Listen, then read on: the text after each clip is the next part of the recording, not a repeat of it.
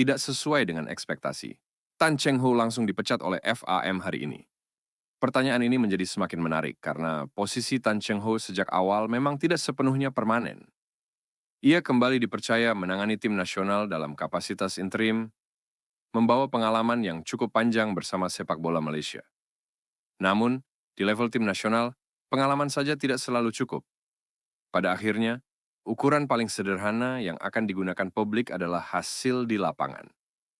Dan apabila Malaysia gagal memenuhi target di AFF, bukan hanya masa depan Tan Cheng Ho yang akan dipertanyakan.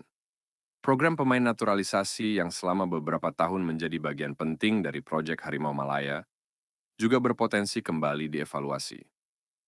Lantas, apakah kegagalan di AFF bisa menjadi awal dari perubahan besar sepak bola Malaysia? Mari kita analisis. Tan Cheng Hoi bukan nama baru bagi sepak bola Malaysia. Ia pernah dipercaya menangani Harimau Malaya dan memiliki pengalaman menghadapi tekanan sepak bola internasional. Karena itu, ketika FAM kembali menunjuknya sebagai pelatih interim, keputusan tersebut sebenarnya cukup mudah dipahami. FAM membutuhkan sosok yang sudah memahami lingkungan sepak bola Malaysia. Seseorang yang tidak membutuhkan waktu terlalu panjang untuk mengenal karakter pemain, atmosfer sepak bola lokal, dan ekspektasi publik. Namun ada satu persoalan. Tan datang ketika tuntutan terhadap tim nasional Malaysia sedang tinggi dan statusnya sebagai pelatih interim membuat situasinya semakin menarik. Sebab keberhasilannya di turnamen besar seperti AFF dapat menjadi pertimbangan penting mengenai apakah ia layak mendapatkan kepercayaan jangka panjang. Sebaliknya, jika hasilnya mengecewakan, FAM memiliki alasan yang cukup kuat untuk kembali mempertimbangkan opsi lain. Jika kita berbicara dalam perspektif analisis, kegagalan di AFF tentu dapat memunculkan evaluasi. Dan evaluasi tersebut tidak hanya menyangkut pelatih. FIM bisa saja mempertanyakan, apakah komposisi pemain saat ini sudah tepat? Apakah pemain yang dipanggil benar-benar memberikan kontribusi maksimal?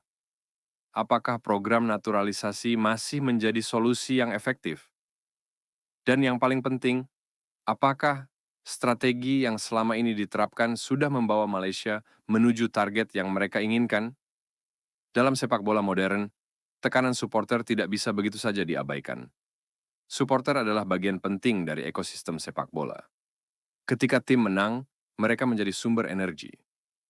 Namun ketika tim gagal, mereka juga menjadi kelompok pertama yang mempertanyakan kebijakan federasi. Jika Malaysia mengalami kegagalan besar di AFF, sangat mungkin tekanan terhadap FAM meningkat. Bukan hanya kepada Tan Cheng Ho, tetapi juga kepada manajemen sepak bola Malaysia secara keseluruhan. Bayangkan jika setelah pertandingan terakhir, publik mulai mempertanyakan, apakah Tan Cheng Ho merupakan sosok yang tepat? Mengapa pemain tertentu terus mendapatkan kesempatan? Apakah proyek naturalisasi benar-benar memberikan hasil yang diharapkan? Pertanyaan-pertanyaan semacam ini dapat berkembang menjadi tekanan politik dan publik bagi FAM. Dan ketika tekanan semakin besar, federasi harus memberikan jawaban. Malaysia dalam beberapa tahun terakhir cukup agresif memanfaatkan pemain berstatus naturalisasi maupun pemain yang memiliki jalur keturunan untuk memperkuat tim nasional. Strategi tersebut tentu memiliki tujuan meningkatkan kualitas skuad, menambah pengalaman, memperkuat posisi-posisi tertentu, dan dalam jangka pendek, membantu Malaysia bersaing dengan negara-negara kuat di kawasan Asia Tenggara.